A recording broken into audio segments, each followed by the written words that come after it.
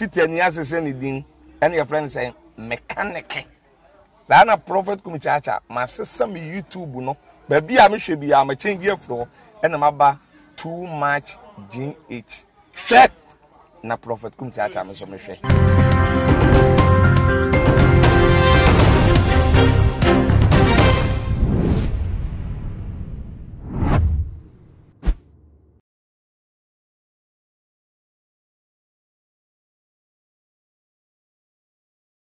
Etiefone ahwefo mema obibia akwabasronko edibatu ma GH emunia ba mosonfo mexical and I'm the trending news eba besomo ebusiafo na seyintem dia sofo won se bebrebe baaye na ye kasa sofo aye onyame anamsifo aje se ye ka asumdue a omunchen ye hwehwe free ban so ase asofo aga na haje ye ni omote ya no dani da na chese sakasaka yo aba omuntem we nyewe na ni we ko different person and another person airport na ye ni asa be pie mu kra na se si a the beef kese pa na asori ewo asofo ekuku damfo mienu entem eno ene Reverend Owusu Bempa in name say that glorious word power Ministries International ano or no any prophet Kofi Odro awon so na sorry agidin aga na ha opo na womode papa na yeni mu no so wada asafo alabaster and so ano and as see ada center kwano emu aye de sisi na him say early 2020 ya eye was of war prophet Odro beka same be say prophet former bani de dudro na chese o we sebe o we jimi ne chese adwe no wan sheda nda wasa na enu betwemu no koba se na say intemu na ye election ya so for bebre prophesy bom de wuro no so wasa be kasa fa won say asofo na mo prophesy fasa election yi won na kasa mo ye jokers say one mo de o pulpit edi say juba no nyakopon krampo no onye interested in MPP and NDC na no na anko ye ama Reverend Owusu Bempa yi na eni mu say no eba prophecy fa election wo dia woya de papa na wono so aso mu say there bi na asem na wo aka no kire say wono kra wo yo jimi fo na etiefo na ahwefo nsem yi nkyem wo metwa no aba na mda besom mema obibia akwa basronko ena mensem we ya bro adwene ase mato mesafe yan papa Apostle Ajuman Prempe awada asa for the Bible Church of God 7th day say one be come on near yem best person in some way for an ashafo mo family NDH Apostle mema wakwa yes moha Joso Apostle la kosi die fatal you ye de uradias da ba na ka mi die Ozi me see da we see video mu ana ka mi die you mati ah me de Ensuro gra na Apostle wa we share eye asofo ye ka osofo aye ka sumju asofo ntem na esi enye bi ye penyansa ni mudie asofo ntem na ya asofo ye twon ho konta wantawe yi wa dwenchire wo ho ne sen yo mercy ready kan da wasinya me so nhiraw don ko ni cameraman yamsen the Jamaican boy ready nhiraw say obo adwumanti no anya di mi too much GH also yamisha mpa obo adwuma and director name page and change it say yeah cause I have once be your money ni wa intino sadia omo yetimi konya wo mu na mi hyehyɛ mo a mutaba yayi offense and too much no GH no urade nka mo na fe bi so chia me yire me ma ni asafni na mercy so fujuma na yeye yesa na urade nyankopon soma nipa sie me ye me making ka bible no a ben hu se new especially New Testament no say Peter and Paul Timothy no ni ade na omoko no e kase we di do e atem e bi ni bible no musawo na me hunu ba bi omko fa mo so fudie ni fidie ene me hunu ame kura o hye o masofo ya je omo di gu nyame ani mu ase de se obi tinchan ya o se na so bo kura ene yesi o ba kwa so de kura na bibia pusu no o be sane because I saw for who yes na ye members sorry man so be asoro ma no sinye dey we si we kwasia we si we jimi we si we ni nyansa so o the preaching so and no so say and someone any mu nyina no na mo ka na wo ka se woni mi no bi so say de wo ka na ni mu a say o so be kan ra o ti ase and me I don't understand the way o mu nyam ye dwuma no o ti ase enti nyam sana tete no na ta ni ye we ya wa asofo ye every ma asofo ntema wo mu de dani dana we twabo we na we ni we ko na we wo we ni tete no na e wo hosa David o say Moses mbreso ni nua Aaron kra o kasetia Moses eno ni Yankopon bam no punish Aaron eni ni nua ba Miriam se no mu ye nua no so na me twe o maso sa de no kasetia na ko Moses because Moses wa ere okọ ware Ethiopia ni ba bi no se dem bi ade a mo ka se de o ye no anya ni yi so okọ ware Ethiopia ni ba Yankopon bufu yi so nyame bufu yi eno de yare bo mo dem o mo sa epa Moses chawo so oni ewura nka sama mo aye ni yi ese Moses ni Yankopon akasa na asundwe epa wonya yansa so mumu di yenhu musobu di enu yenhu mu left and right we so edumi we ni nyansa ese aba ese o mo to wo mo twema nso mu aye friend akoma mu manso twen ni tan obi atare yonko ewo adwene na akoma aye right ba enya sa enya right enti sa o babu mu so bo bi o tisa bia o mfiri Yankopon mame kira o James 3 Yankoko tie wase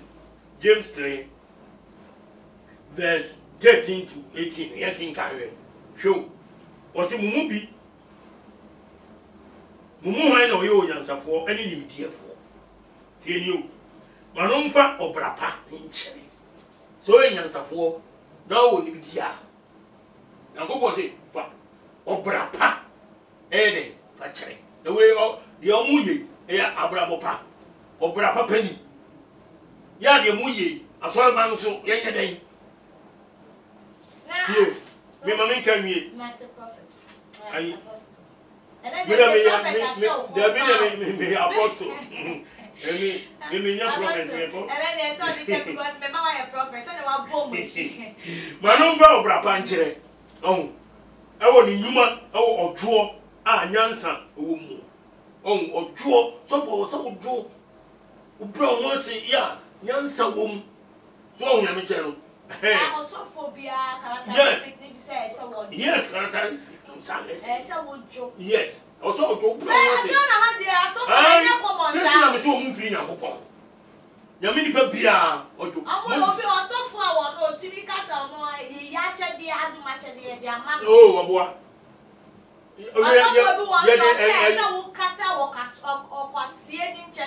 obi be ka asem ma ye se we yi ano na wa ka wa Messi ye wo nyansa kasa okay so if you go obedi na tell about the way abesi akasa fa I present you message awon juo mu na nyansa wo obi ya to wase so dia se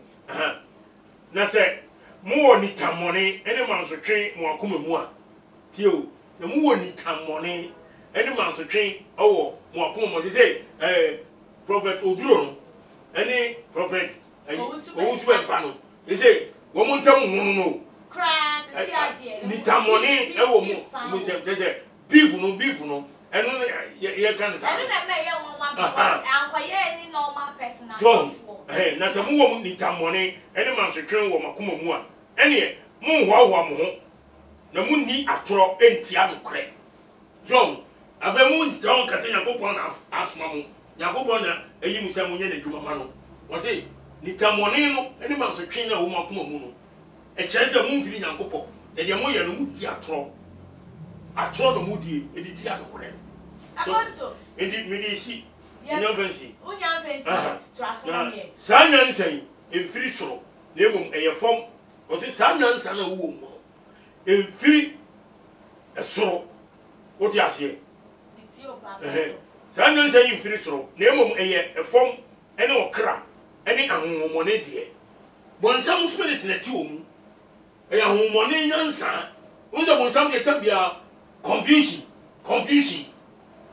asa so won kan kore na onnam kwantin ne so no ye ne ma basa enti no ne nkrofo nyina so the same thing sa kodan so oni a wo se se Nyankopɔn soma obi a e woni suban ene bonsam soma obi a woni suban that's why say from a D4 and now so for oni and that thing eno de e din ni titles ene o mafa obi a tin fabi so o se man nfa bra obra panche ni nyansa ni mi dia owo ene be chese firi Nyankopɔn ana se firi Nyankopɔn so enti metwa so a na nyansa firi soro ne de tio nyansa firi soro ne de edikan ene se ehote ewo asundwie tabia opasundwie de omo yes asundwie ni Dabi de omo ye asundwie wo nya akoma denten ansa na wo betumi na we do atem we agimi we stupid we foolish mind eno mo ni ade we nyansa we fi Nyankopɔn o da kra wo da so asundwie na ewo asomere Nyankopɔn nyansa se de ti o ewo ojo ewo asomre moburohunu ene abapa aye no ma enye akinye enye nyaatom na ogu tenene aba asomdwe mu ema wona oye asomdwe ade so tabia o kanya sasam o prayer asomdwe ma nipa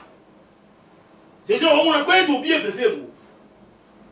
obi apanimu nyamo gana kwani no agidi edin wa ai now te se ni nyame kan e wona se ba bo kinkai wo mo kinkan so a mo nti ase ba bu na on mesie enye book kito yamfa wonam no mo jale ba bu kore eni doctor degree professor degree enfa ko we ho when a spirit a spiritual about to me chawa no won say ya wa so for no mu a wo mu no omu ye omadwuma omu wo members nanso omudi omu like omudi grant na ye wonti omu wasem wonti hwe enti sa asofo no na wo ba che say nyame asem we like a battle my bra bon one na say say sofo bia udina tele udin tele yo usu eno bai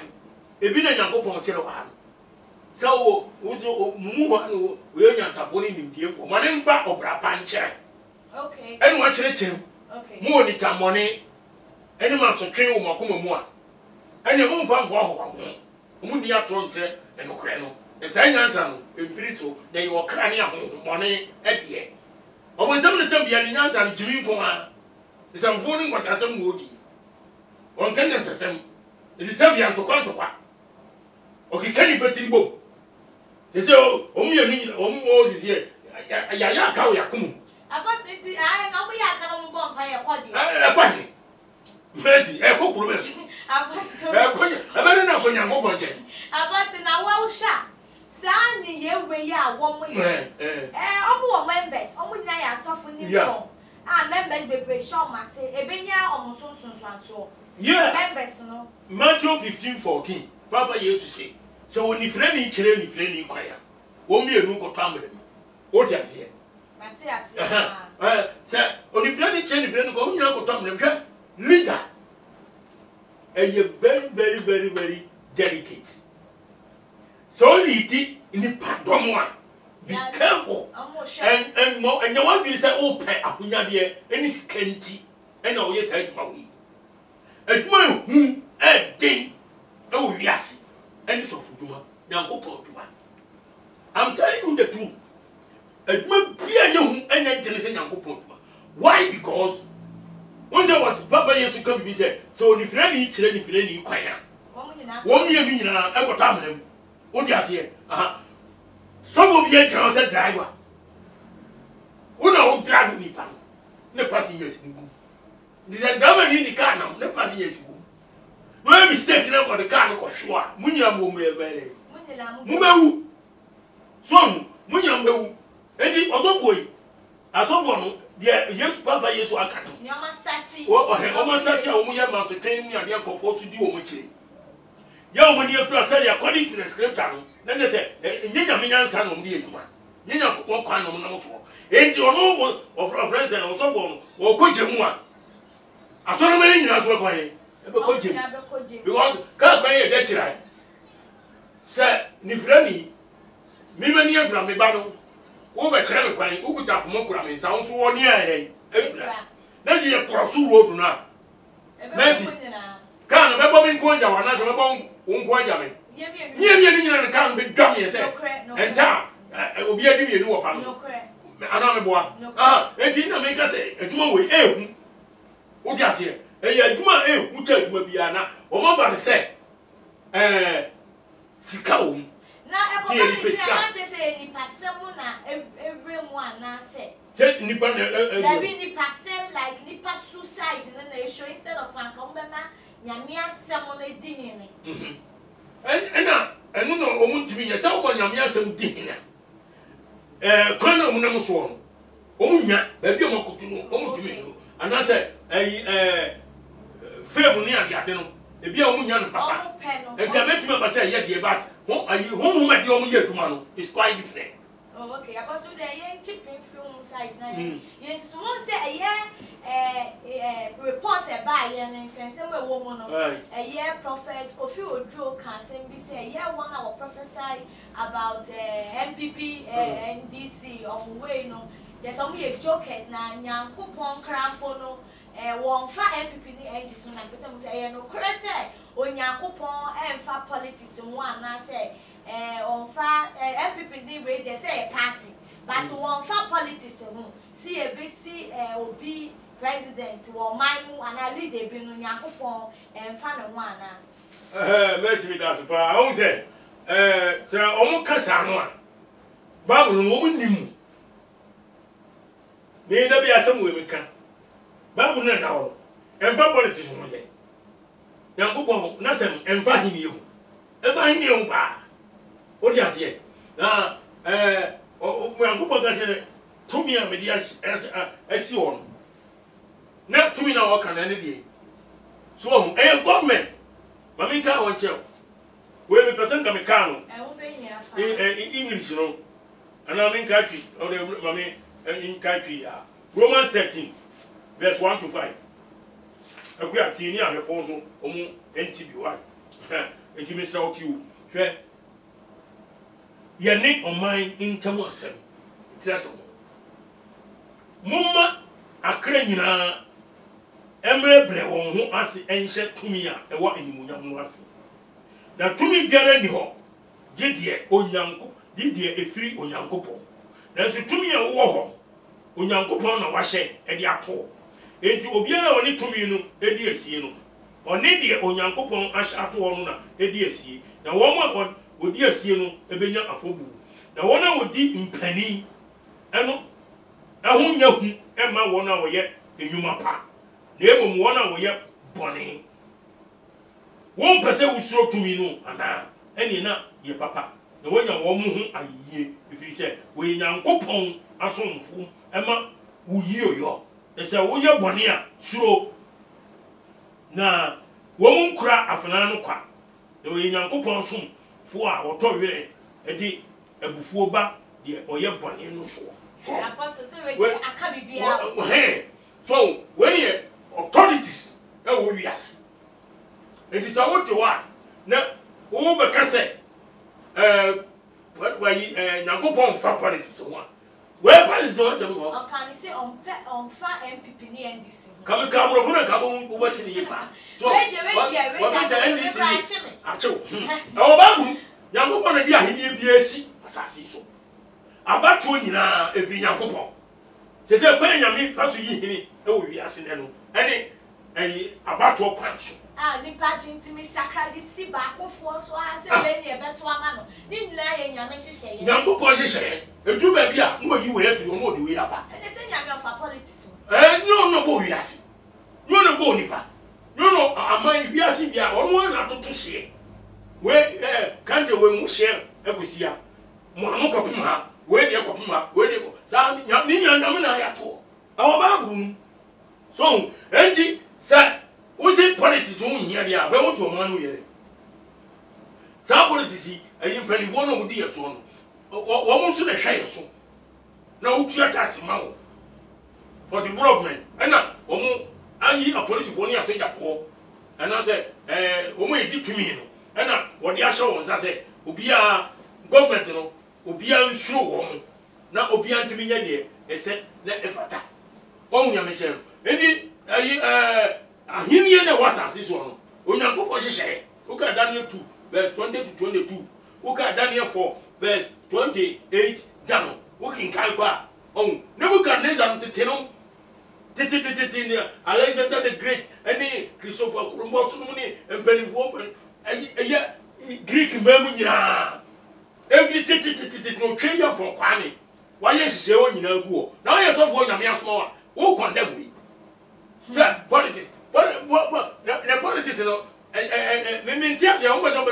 politics na nya na ne nipa na ebia anibia ni wo mo nya ade ni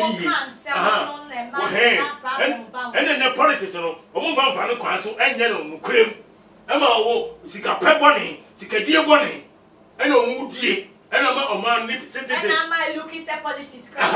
ye dirty game ena ma ko ga politics ni politics ni Nyankopon na hyehyɛ to ena adwuma no mo na anya adwuma ni yie o di ase yo apostle Matthew was say pa ye mene nya ye be ye mene nya ye be nti we de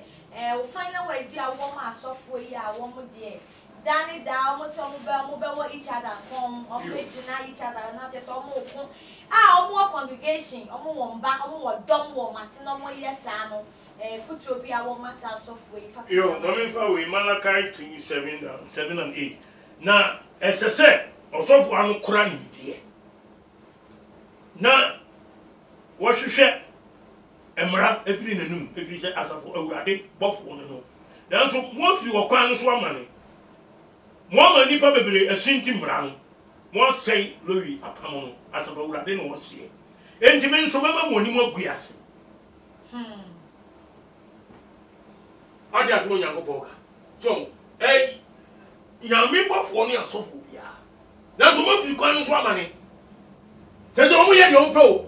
Bible kwan no omo nam so entime de be ka cha so say me asofo no bi but say ye di no kura no ye den adwuma ni enjama so twen eni ni tan no kasatia we ya say obi aba say obi aba say overcome ni yonko na say one there we kese esen obi na ayi wo ma aka no so aba yenketwa ana say obi aba no na mo kan bro say fe obi ane ni jumedi enti mo manya ko say wo hwe we ni mo ten na we ya wo de enti na urade kan say di fo atumfo be ebe ba mo be da ni papi na ba ni tofa ene da wono so enti say o mo ye we a me kan me the Bible chewa bo hu say o mo ya atumfo o mo nkan ko enti fa na wes mo me fa na wes ya na me ke enti dem di ko sia ne se sia wiase ba bi e bro ka kra na urade aba enti asofo adifo ye ne Nyankopon duma no o mo ye ni na ho ni no kore no na asodwie tumi aba ama di pa Nyankwaje me number ni apostle aduma prempe 0544 2626 14 0544 2626 14 and 02070 200 11 020 270 and 020 sorry 70 200 11 with the one you see Nyankopon so due and also Ghana or yes Christ amen. Apostle Nyame Onshirao, for the Asher for Yane Apostle Ajima Prempe and a chicken and Komo